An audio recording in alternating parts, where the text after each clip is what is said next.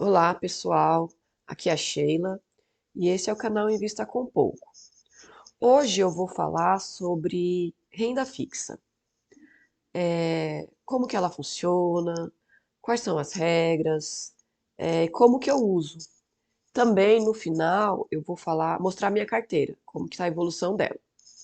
Então, a renda fixa, ela é chamada assim porque na hora que você faz a aplicação, você já sabe como que ela vai ser corrigida. Se ela vai ser uma correção pré-fixada, vai ser pós-fixada ou se vai ser um meio termo, pelas duas situações. Então, deixa eu dar um exemplo. Você pode aplicar um CDB, por exemplo, um CDB de 3 anos, que é corrigido por uma taxa fixa de 12% ao ano. O que isso significa? Se você deixar o seu valor investido durante os 3 anos, no final do período, você vai receber aquele valor investido, mas mais 36%, que são aproximadamente, né? Porque não é bem exatamente assim que funciona. Por quê? Porque ainda tem o imposto de renda e tem as correções dos dias, das datas, dos prazos comerciais, prazos over, tem várias formas de cálculos. Mas isso eu vou falar futuramente no canal. Mas assim, você receberia esses 36%, simplificando, menos o imposto de renda. O segundo exemplo, ele fala como se você estivesse investindo em uma LCI. Qual que é a diferença da LCI? A LCI, ela não tem, na prática, a diferença é que ela não tem cobrança de imposto de renda. Então, essa LCI, por exemplo, ela seria também de 3 anos, só que a diferença é que ela seria corrigida pela inflação mais 3% ao ano. Então, o que significa? Significa que se você deixasse o seu dinheiro investido até o final do prazo, 3 anos, você iria receber, por exemplo, se a inflação fosse alta, chegasse a 15% ao ano, vamos fazer num cenário hipotético que os 3 anos fosse 15%. Então, você teria 18% a cada ano. No final do período, você receberia esse valor corrigido, somente esse valor, sem incidência de imposto de renda. Se a inflação, por exemplo, fosse 5% ao ano nesse período, então você receberia 8% a cada ano, e não teria o imposto de renda. Então seria somente essa correção. O terceiro exemplo seria se você investisse no Tesouro Direto Selic. O Tesouro Direto, o Selic, ele é bastante usado como ferramenta de reserva de emergência pela sua estabilidade. Por quê? Porque a Selic, ela é usada como base da economia. Sempre que existe alguma mudança nela, é para ela seguir pela economia para tentar estabilizar a economia.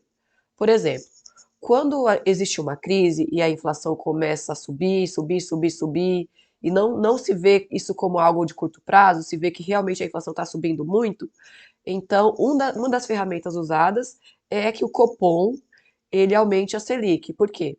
Vamos considerar uma inflação de 10%. Se a Selic estiver em 5%, ninguém vai investir naqueles investimentos. Por quê? Porque você vai perder para a inflação. Então, gradativamente, o Copom vai subindo essa taxa Selic. Em algum momento, a taxa vai estar acima da inflação, que aí se torna atrativa, porque você está protegendo o seu capital da inflação. Então, naquele momento que você subiu, por exemplo, como aconteceu recentemente, a inflação passou de 13, a inflação passou de 10% e a Selic foi subindo, subindo e passou de 13%. Então, hoje a Selic está acima da inflação e parece que está estabilizando. Começou a ter um pouco de deflação e parece que isso vai continuar. Então, o que a gente vê agora? A gente vê agora o Copom parando de subir a taxa Selic e futuramente a expectativa é que essa taxa caia. Por quê? Porque não existe a necessidade desses juros tão altos.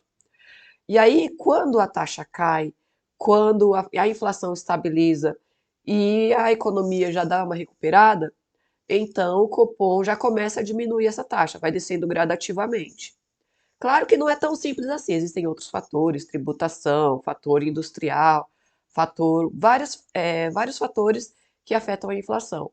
Mas a taxa Selic é uma dessas taxas que é uma dessas ferramentas usadas para lidar com a economia. Então, como que você faria nessa situação? Se você tivesse investido na Selic, conforme a inflação fosse subindo, com um pouquinho de atraso, o seu dinheiro acompanharia isso. Então, quando a inflação sobe, a economia tem crise, a Selic sobe também. Quando a economia estabiliza e a inflação cai, depois de um tempo, não é automático, depois de um tempo a expectativa é que a Selic também caia. O Tesouro Direto, ele também incide imposto de renda, além da taxa para estar lá, o seu capital estar lá, estar investido lá no Tesouro. Então, assim, você ao final do período de 5 anos, se for o seu caso, se for o caso do seu investimento, você recebe aquele valor corrigido. A vantagem do Tesouro Selic é que se você tirar esse valor antes do vencimento, você não é tão prejudicado quanto em outros investimentos, porque aqueles outros investimentos você tem um custo para tirar antes do vencimento. Já o Tesouro Selic não, ele é sempre corrigido por aquela Selic vigente naquele momento. Então, era sobre esses 3 exemplos que eu queria falar hoje. Agora eu vou falar um pouco sobre como que eu uso a renda fixa nos meus investimentos. Então, a reserva de emergência eu deixo no Tesouro Selic e em algum CDB que pague no mínimo 100% do CDI. O CDI é a taxa que os bancos usam para fazer suas operações, mas ela acompanha a Selic, a diferença é mínima, então normalmente ela está muito parecida com a Selic. Já os valores que vão durar um período maior, mas no máximo 3 anos, eu já uso as ferramentas da renda fixa. Porque o que eu faço? Por exemplo, quando a economia está em crise e a inflação está subindo, eu invisto em algum investimento que me permita usar uma taxa fixa corrigida pela inflação, porque conforme a inflação suba, o meu valor investido não perderá valor.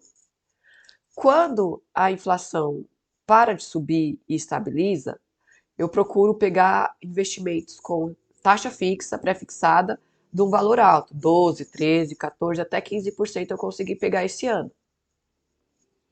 Porque conforme a inflação for caindo, aquela taxa que eu tinha boa ainda se torna melhor, porque a inflação vai desvalorizar menos aquele valor. E quando a economia já se estabilizou, o que eu faço? Eu faço uma mescla das 3 estratégias. Uso o Tesouro Selic, uso o CDB que seja corrigido pelo CDI, uso títulos de renda fixa com taxa pré-fixada se a taxa estiver boa, e uso aqueles títulos que usam a mescla da taxa fixa com a taxa da inflação. Resumindo, é essa a minha estratégia. E agora vamos ver como que está a minha carteira, a atualização dela, tá bom? Então, aqui está a minha carteira. Hoje é dia 5 de novembro. O que tem de diferente nela? No dia 1º, eu vendi as 2 ações da CPLS6 que eu tinha, com ganho de 25,74%. Por que eu fiz isso? Porque eu queria pegar essa oportunidade desse ganho e mostrar outra empresa que eu gosto de investir, que seria o Santander.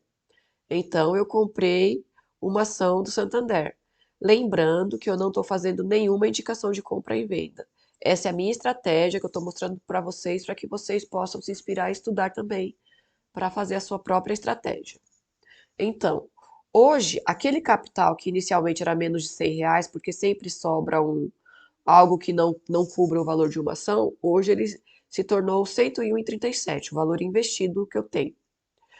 Se eu vendesse na sexta-feira, por exemplo, eu teria 105,58 na carteira, que seria um ganho de 4,15%.